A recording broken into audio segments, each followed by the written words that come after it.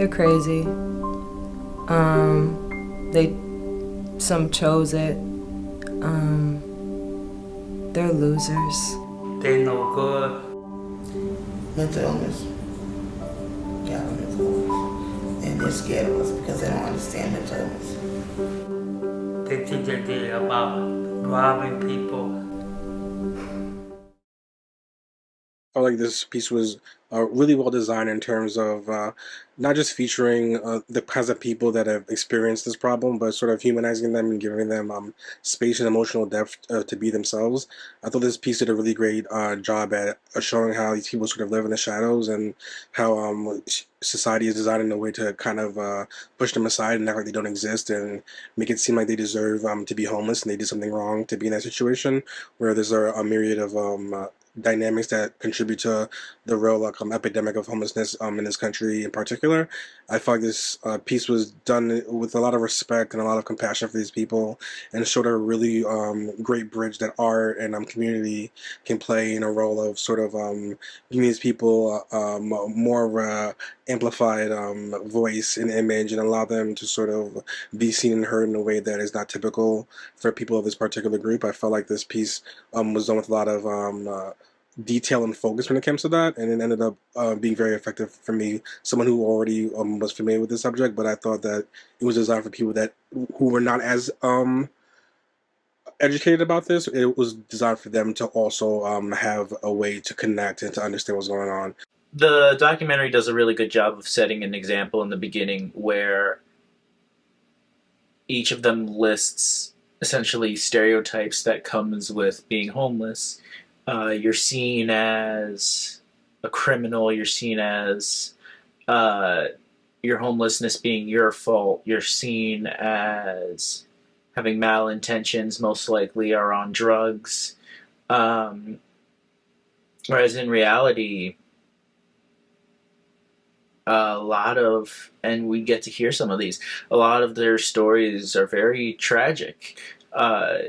You see, just like you and me, they grew up with hopes, dreams, ambitions, and then the harsh reality of life caused a lot of complications along the road, which led them to where they were. But that doesn't change the fact that they're human beings who had life, aspirations, friends, family, and it was it was very interesting and heartfelt to hear their tales. People always wonder how people ended up homeless, and it gave you, these very clear-cut answers coming from all different points of view and lifestyles of how people ended up in this situation. And it put a sense of humanity to the epidemic of homelessness. I had never considered what cultural aspects that they're missing out on. You kind of think more so in terms of food, shelter, the basics. But there are aspects of life that if you don't have the basics, you also don't have access to, certain cultural events, access to a certain lifestyle that would allow you to listen to classical music or see live performances. Things like that are just, we don't even consider them because we're so focused on they got to eat, they got to live, they got to, some place to sleep and what to wear. And so the fact that the Music Kitchen concert goes out of their way to make sure that they have access to that, to give them a sense of experience involving something like listening to music and just seeing how it has inspired them. The young girl, how it inspired her to create art, inspired her to want to play the violin herself, to attain something that might have seemed unreachable. Yeah, I really found that to be inspirational. I loved how they broke down why they're here. I loved how, it gave a sense of humanity to their stories. And I loved how affected they were by the music and how eager they were to hear it again. It shows how important art is to people and their lives, and how we as humans, of course, need our basic needs met. But if you only stop there, you're just always in survival mode. And in order to live an enriched and beautiful and fulfilling life, there needs to be more than that. And this program provides that. And you just, I can only imagine the last time that some of these people were able to sit down and have a live performance um, played for them. And you can see how moving and impactful it was for them. And the one man in particular, and it brought him to tears, and he felt, wow, I'm feeling hope. And the music is moving me, and it's telling me a story. um,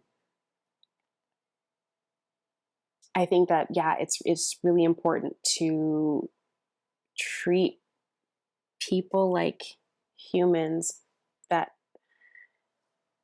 can also experience beauty and need to experience beauty and need to have outlets, creative outlets. I don't think that there is enough emphasis and importance put on the arts.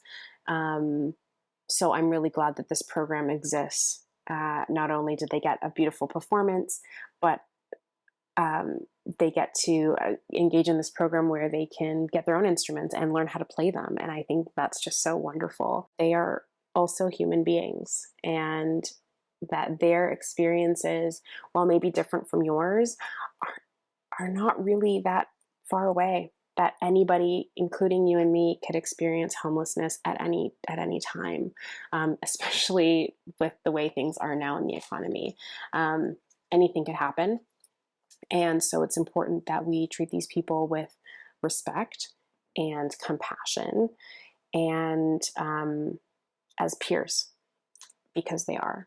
It was very nice to, first of all, just to hear from the individual people, their individual stories about homelessness and, taking down a lot of perceptions that we have about homelessness and homeless people. And just bringing to light the fact that everybody has an individual story. Everybody who's in homelessness has a story, and driving that home, because I know that we tend to walk by people and assume they're all the same, or they're just like they said in this film. Their assumptions are made. This person is crazy, whatever. So that was good. That was very good to have that thrown up to us in our faces. We need to know that. We need to hear that. And then secondly, this program is just absolutely wonderful. I remember as a little kid being taken to hear classical music and having it broaden my horizons. And I know I understand where they're coming from, and folks that haven't had a chance to hear live classical music before, having their horizons broadened, their minds opened, it's just absolutely wonderful, this service that's being provided, and lives are being changed as we can see here. So It's showing that there are people out there teaching the homeless marketable skills such as music, which playing the violin or any instrument, especially in a place like New York City, is a way to earn money on the streets, because New York has always had street artists. It does give a different perspective, and it shows what the homeless think about the stigmas put on them, which is something people don't really think about when they give the stigmas about they're crazy, mentally ill, thieves. People don't really think about the stigmas they're putting on them, because the homeless are still human beings. And that's what this shows. They're human beings with feelings and dreams. And this woman who owns the music kitchen is amazing. She's teaching marketable skills, and a lot of these people probably haven't had jobs for a while because they don't either have a permanent address or they've been out of work for too long. So by teaching them music, it's something they can stand on a street corner to do, or in the middle of Central Park, and earn just a little money. I thought this documentary was really well done on the topic of homelessness. I think it did a great job of sort of tackling the stereotypes, and giving the voices back to the people who kind of get lost in all the stereotypes and received notions that people have of them. So I think it handled that in a really humane way, not only in terms of interviewing people who have been homeless, but also having them talk about their experiences and then kind of talking about how music had a huge impact on their lives. And I think it was just a really beautiful and inspiring documentary.